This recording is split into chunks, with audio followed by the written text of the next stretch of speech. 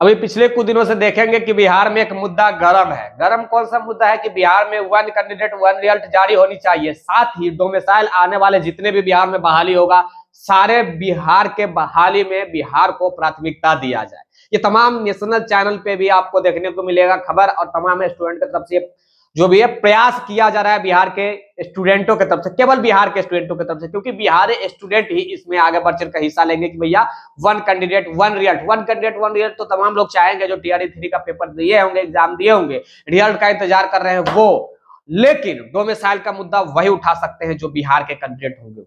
तो क्या सबसे बड़ी मांग है कि बिहार में डोमिसाइल हो सकता है मांग या नहीं हो सकता है? बिहार के शिक्षा मंत्री पर जो है डॉक्टर सुनील कुमार, पिछले दिनों ही उनका बयान आया था कि शारीरिक शिक्षकों की जो बहाली होगी उसमें हम सोचेंगे। क्या वाकई में केवल सोचेंगे या कुछ करेंगे भी मंत्री जी? क्या सोचते सोचते स्टूडेंट बूढ़े हो जाए?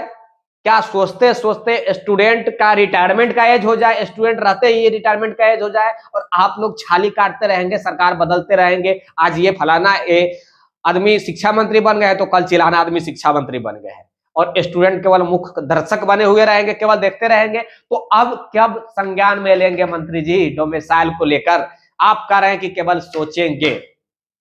शारीरिक शिक्षकों की जो बहाली होने वाली, केवल उस बहाली की जिक्र किया जा रहा है। तो क्या वाकई में और भी बिहार में बहाली नहीं हो रही है? क्या शिक्षकों की बहाली, सामान्य शिक्षकों की बहाली नहीं हो रही है 1 to 12 क्लास की?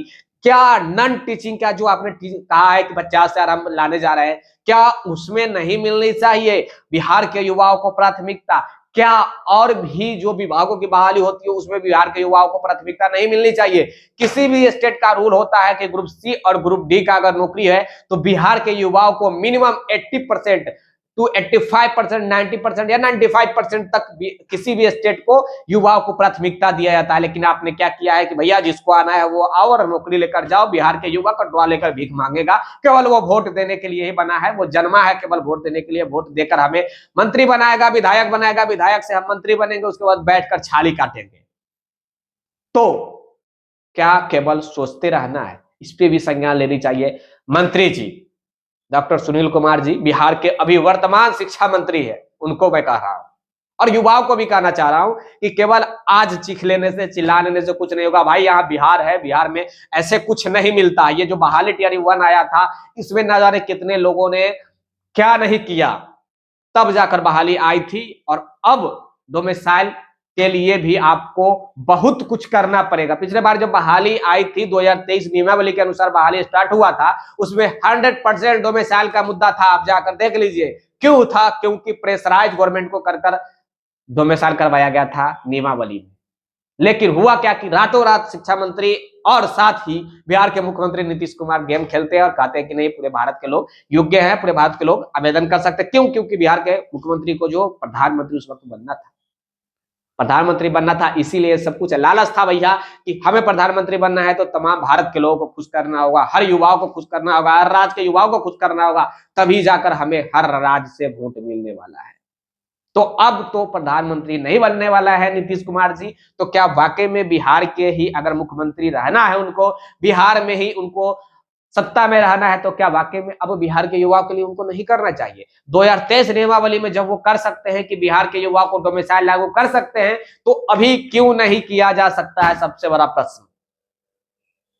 वन कैंडिडेट वन रिजल्ट आप कह रहे हैं कि ये कानून के खिलाफ होगा। कानून कहता है कि वन कैंडिडेट वन रिजल्ट नहीं हो सकता है। हमने इसके लेकर बार बार बात करने का प्रयास किया तमाम अधिकारी से, चाहे जो भी मंत्री हमारे कांटेक्ट में उनसे, तो कहा जा रहा है कि ये कानून के खिलाफ होगा, ये किसी भी हद तक नहीं हो सकता है कि वन कैंडिडेट वन रिजल्ट। किसी स्टूडेंट का अगर मन करे तो वो दूसरे विद्यालय में क्वालिफाइड कर रहे हैं और भी विद्यालय के लिए क्वालिफाइड कर रहे तो उनको जहां मन वहां जा सकते हैं। अगर हम वन कैंडिडेट वन रिजल्ट जारी करते हैं तो फिर नहीं हो सकता। लेकिन एक वहां पे ये भी ऑप्शन था कि आप प्री रिजल्ट, यानी कि एक रिजल्ट देने के बाद फिर से सप्लीमेंट्री टाइप के जो भी है रिजल्ट दे सकते हैं। बेटिंग जिसे कहा जाता है, और भी विभाग में चाहे रेलवे हो, डिफेंस हो, एसएससी भी बेटिंग रिजल्ट देती है, रेलवे भी बेटिंग रिजल्ट देती है, बैंक भी बेटिंग रिजल्ट देती है, यानी कि और भी विभाग है वो भी तो बेटिंग रिजल्ट देती है। तो आप शिक्षा विभाग क्यों नहीं बेटिंग रिजल्ट दे सकती है?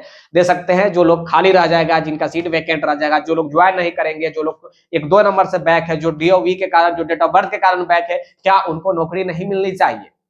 तो इनके लिए भी प्रावधान किया चाहिए। बहुत सारे तो ऐसे भी स्टूडेंट होते हैं जो डेट ऑफ बर्थ के कारण आउट हो जाते हैं। पिछले टीआरई 1 टीआरई 2 में आपने देखा होगा। बहुत सारे ऐसे भी कैंडिडेट होते हैं जो एक एक नंबर से 2-2 नंबर से भी बाहर हो जाते हैं। तो क्या इस प्रकार के प्रावधान अगर किया जाए तो योग्य कैंडिडेट शिक्षक नहीं बनेंगे, फर्जी तो नहीं बन पाएंगे। लेकिन गवर्नमेंट क्या चाहती है, गवर्नमेंट को तो मैं नहीं जानता हूँ, कुछ बीच के दलाल होते हैं और कुछ मंत्री की मैं जिक्र कर रहा हूँ जो चाहते हैं कि भैया बहाली तो हो लेकिन उसमें कम से कम 10% to 20% सीटवा बिक जाए तभी तो पैसा हमारे पास आएगा।